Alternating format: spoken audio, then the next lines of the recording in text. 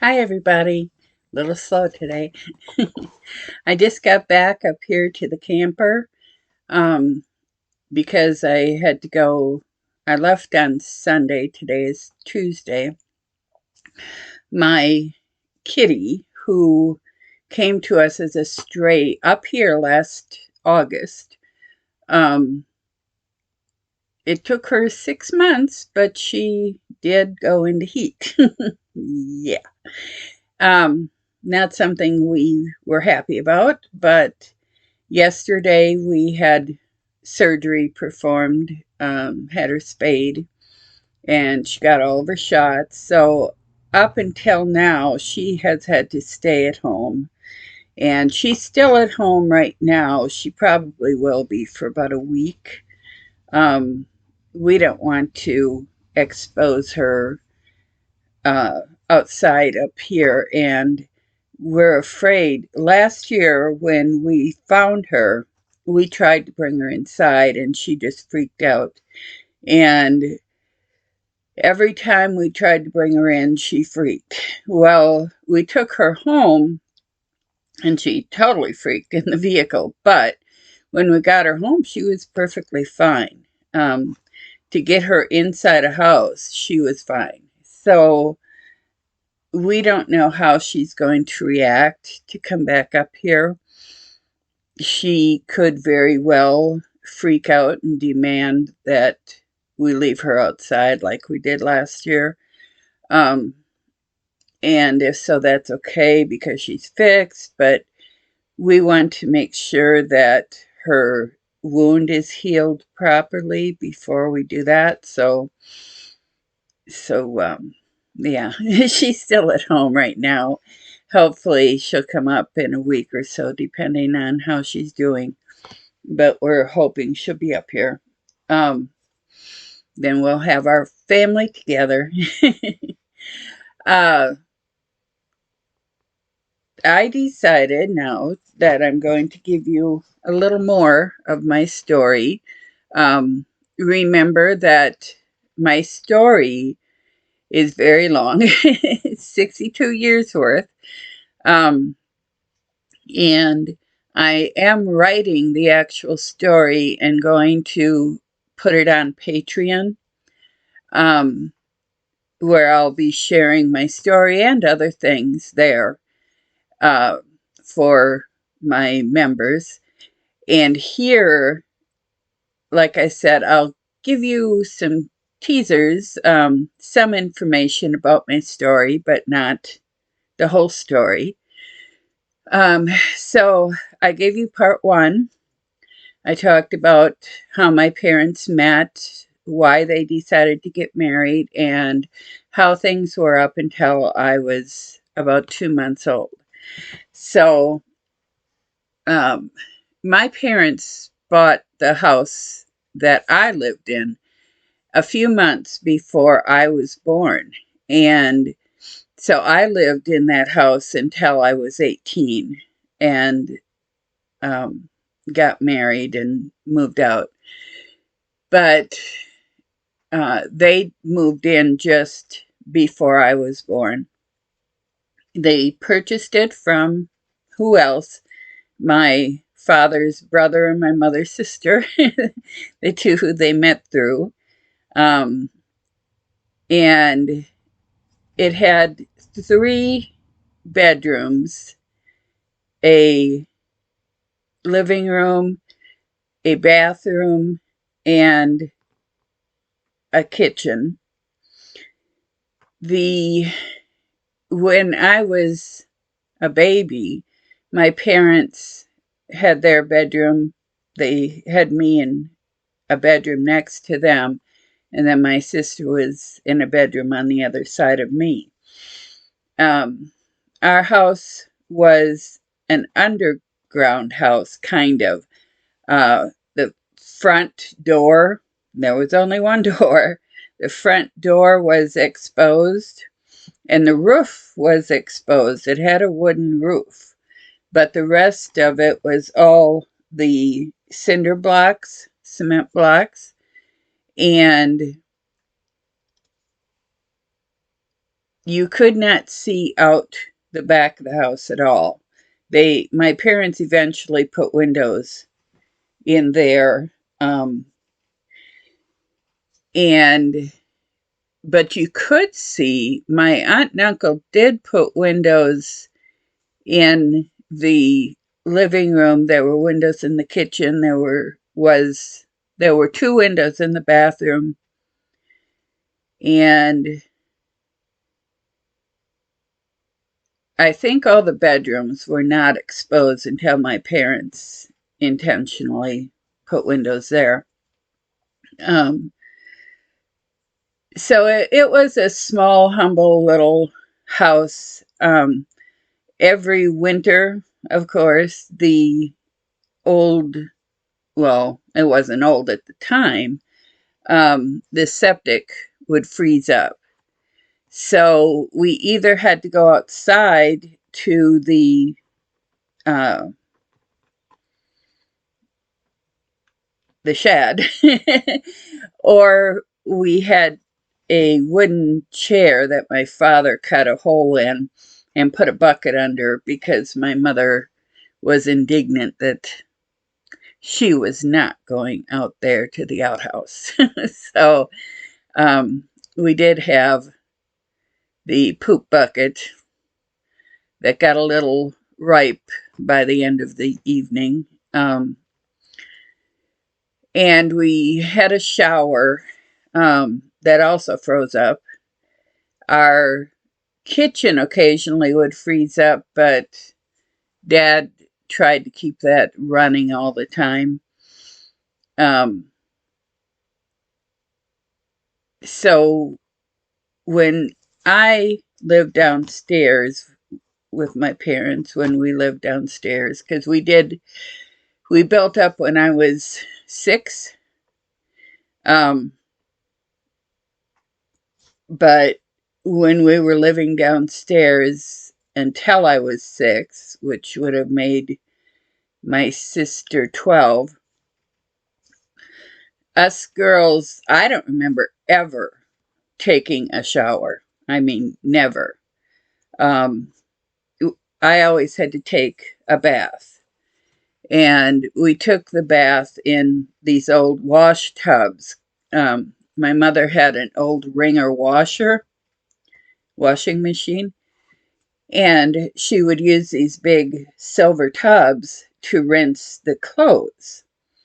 Well, they would also use these big silver tubs for us girls to have our baths in, and eventually my brother as well. But I always had to take my bath last. I was informed that, you know, it just didn't matter. And, you know, my sister always took her bath first, and she would always announce that she peed in the water. And she just thought it was so funny that she could pee in my bath water. And my mom and dad, well, my mom let her do it, and they too thought it was funny. I thought that it would have been fair for them to let me take a bath first, but that never happened. Surprise, surprise. And then when my brother was born, he was 4 when we moved upstairs, and he got baths in the big kitchen sink the first couple of years. And then when he outgrew the kitchen sink, then he got to take his bath first in the tub. So not only did I get to sit in my sister's filth, but I got to sit in my brother's as well. Lucky me. Though it did my heart good to know that my sister had to sit in my brother's. You know, I didn't feel bad about that at all. Although she was old enough that she started taking showers and insisting that she get showers rather than having to be in my brother's dirty soup. Um, so when I was little, um, I don't even know how old I was. I just remember that eventually when my, let's see, I'm trying to think here. Oh, right after my brother was born. Yeah. Um, I, when, sorry, but I'm trying to think this through. I haven't written anything down, as you can see. Um, my mother did not give me any attention. She didn't give me hugs. She didn't give me kisses. She didn't like me near her. Um, she spent most of her days in the living room and dining room. She never went out, or should I say living room and kitchen. She never went outside. Um, she wouldn't do anything with us. And she kept me inside. We had uh, my parents always called it a nook between the kitchen and the living room, and it had a telephone on it and a telephone book, and it was totally enclosed um, on the side of the living room and this short little side here, and then it was totally open to the kitchen. And I used to spend my days in that little nook. I would sit inside it. I would bring my dolly and sit there. And if I didn't put myself there, my mother would put me there. She told me she couldn't trust me, that, I was a liar, I was a troublemaker. I was 3, 4 years old. Come on. And that she couldn't trust me, so she had to keep me where she could see me, and she did. She wouldn't let me leave her sight. And while I was sitting there for hours and hours and hours and hours, she would preach to me, even though I never saw her touch a Bible other than when she wanted to preach to me. And she wouldn't bring out the Bible during the day when she was preaching. She'd only bring it out at night when Dad was there. And she was tucking me into bed, and she would read the scariest things out of it, about hell. And she was constantly telling me how terrible I was and how worthless I was and how stupid I was, and that I was just a horrible, wretched little girl, and I was going to go to hell, and no matter what I did, I couldn't be saved. I couldn't be redeemed. I was going to hell. I was going to burn, and my flesh would burn, and it would just burn forever and ever and ever and ever. And she would even light matches and light candles and things. She didn't actually burn me, though I knew what burning was like. So I'm not sure how I got burned, but I must have gotten burned because I knew what it was. And I remember at one time my mother putting butter on my burns. But I don't remember how I got burned. But I remember her telling me that it was going to be like that forever and ever and ever after I died, and that I deserved to go to hell, and I was a horrible person. And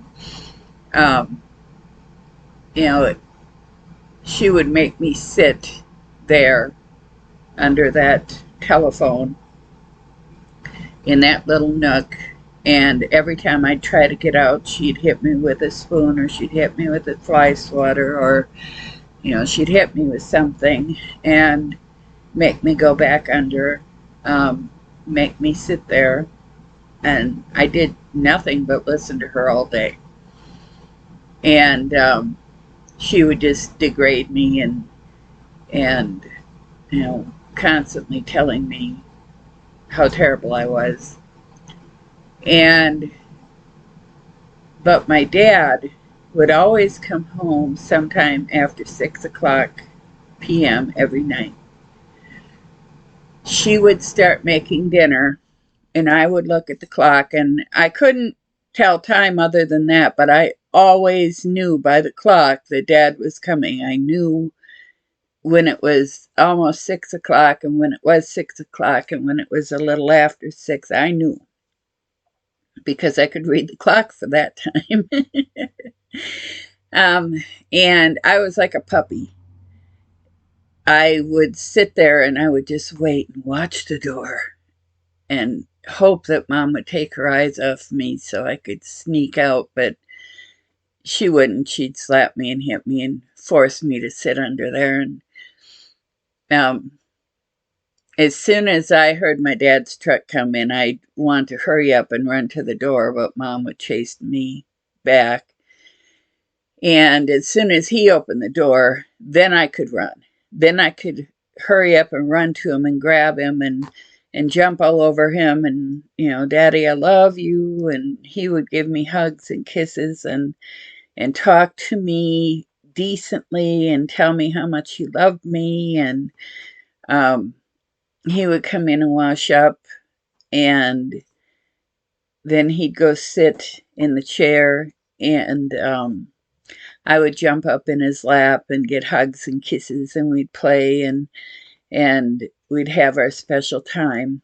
Well, when I was 4, shortly after my brother was born, this happened again one day, and I was up in Dad's lap getting kisses and hugs and playing, and my mother marched over from the kitchen sink and grabbed me by the hair, threw me on the floor.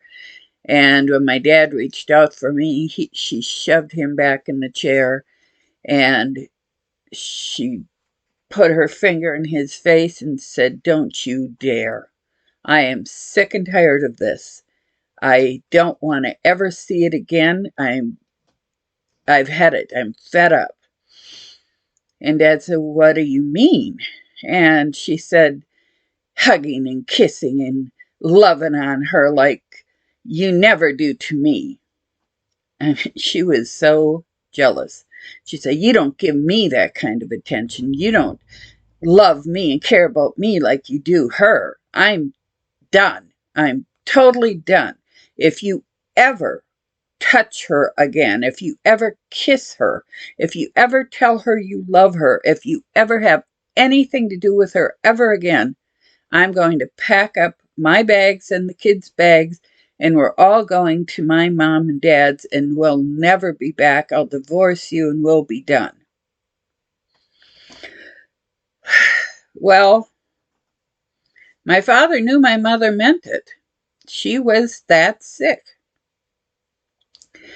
So even though I tried to do it again and get him to touch me and hold me and kiss me and love me, he would never do it. And he felt that as long as he did this to all 3 of us kids, it was better. So he wouldn't touch any of us. He wouldn't play with us. He wouldn't talk to us, really. He had pretty much nothing to do with any of us kids. And later, when my brother and sister were older and had lots of time to think about it, my sister asked much earlier, and she got the same answer. They asked, "Why does Dad not hug us or kiss us anymore? Why won't Dad have anything to do with us anymore? Why won't Dad play with us anymore?" And Mom's answer was, "I have no idea. I don't know what's going on with him. I think he's just too tired from work and doesn't have the time and energy to spend with you." That was her answer. That wasn't the truth. And even to this day, my sister has died now. My father has died. Um, my brother doesn't know, and he never will, um, unless he watches this. But that's why our father never had anything to do with us, because my mother, wouldn't let him have anything to do with me. And because of that, he wouldn't have anything to do with the other two either. Um, my mother was very manipulative. She was a real work of art. She constantly had to have her own attention from everybody. But anyway, I've gone beyond 20 minutes, which I didn't want to do. So I'll end here. I know I stammered and stuttered and sounded silly, but this is coming from my heart, from my soul, from my life. So I hope you understand. Blessings, love, light. Namaste. Have a wonderful evening. Goodbye.